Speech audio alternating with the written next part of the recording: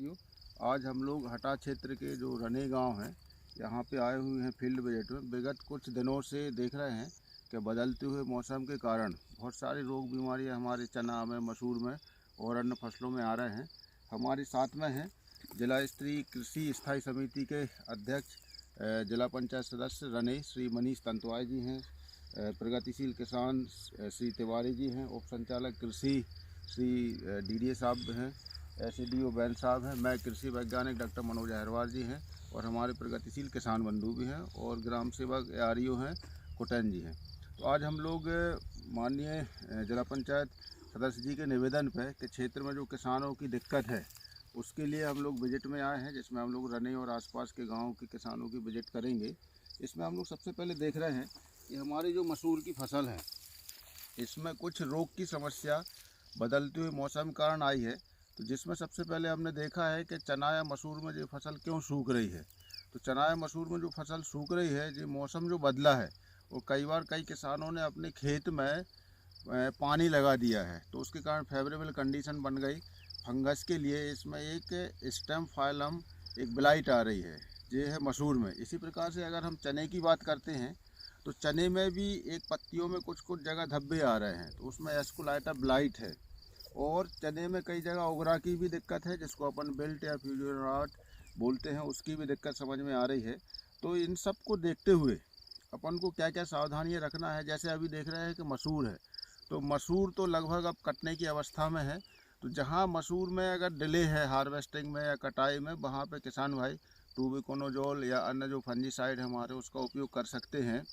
इसी प्रकार से चना में जहाँ जहाँ आपको दिक्कत आ रही है, क्योंकि चना में अभी टाइम है कटाई के लिए, तो चना में आप लोग पानी बिल्कुल ना लगाएं और एक फफूंदनाशक डबल कॉम्बिनेशन वाला जिसमें टूबिकोनोजोल सल्फर या अन्य कोई अच्छे फंजीसाइड का आप उपयोग कर सकते हो। तो ये आप चना या मसूर की जो फसल है उसको बड़े अच्छे तरीके से बचा सकते हो। और अगले साल के लिए किसान भाइयों से निवेदन है कि अपनी मसूर की फसल या चना की फसल जहाँ लगा रहे हो, जहाँ इस बार रोग बीमारी आई हैं, वहाँ पे आप फसल चक्र अपनाओ। मतलब उस खेत में आपको चना मसूर नहीं लगाना है, या तो आप सरसों लगाओ या आप गेहूं लगाओ या अन्य दूसरे परिवार की फसल लगाओ। उस खेत में आपको दलहनी वर्ग की फसल नहीं लगाना है। इसी उपलक्ष्य में मैं जो जिला पंचायत समिति कृषि समिति के स्थायी सदस्य अध्यक्ष हैं उनसे निवेदन कर रहा हूं कि वो भी थोड़ा सा हमारी फसलों के बारे में जानकारी देंगे। श्री मनीष भैया जी।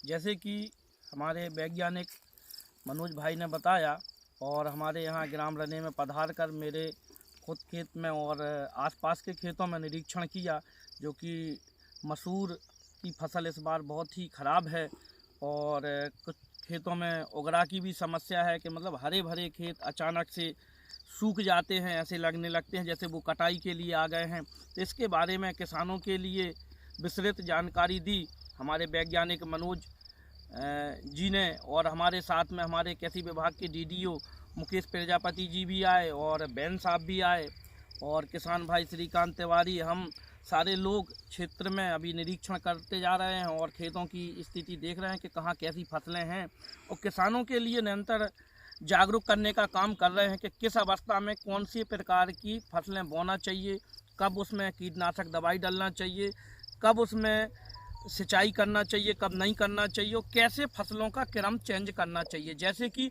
उड़द की फसल ली दलहन, तो उसके बाद में उड़द के बाद में उसमें चना या मसूर ना बोएं, कुछ और बोएं। इससे क्या होगा कि फसलों का जो क्रम है वो चेंज हो जाएगा, उनकी वैरायटी चेंज हो जाएगी। तो दलहन दलहन बोते हुए उसके कारण उगरा जैसी समस्या आ रही है।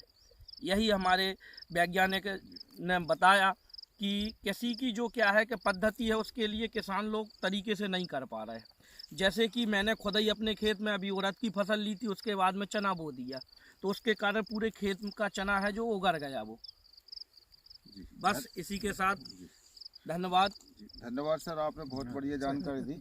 अब मैं उप संचालक कृषि श्री प्रजापति जी से निवेदन कर रहा हूँ कि वो भी किसानों के लिए अपनी कुछ दो शब्द कहें। हाँ, जैसा कि अभी आपके लिए हमारे बीच में उपस्थित वैज्ञानिक डॉक्टर मनोज अहरवार जी, जिला कृषि स्थायी समिति के अध्यक्ष श्री मनीष तंतवाई जी, प्रगतिशील कृषक श्री तिवारी जी, तो जस्ट अभी ये बताया गया है कि किसानों के लिए मतलब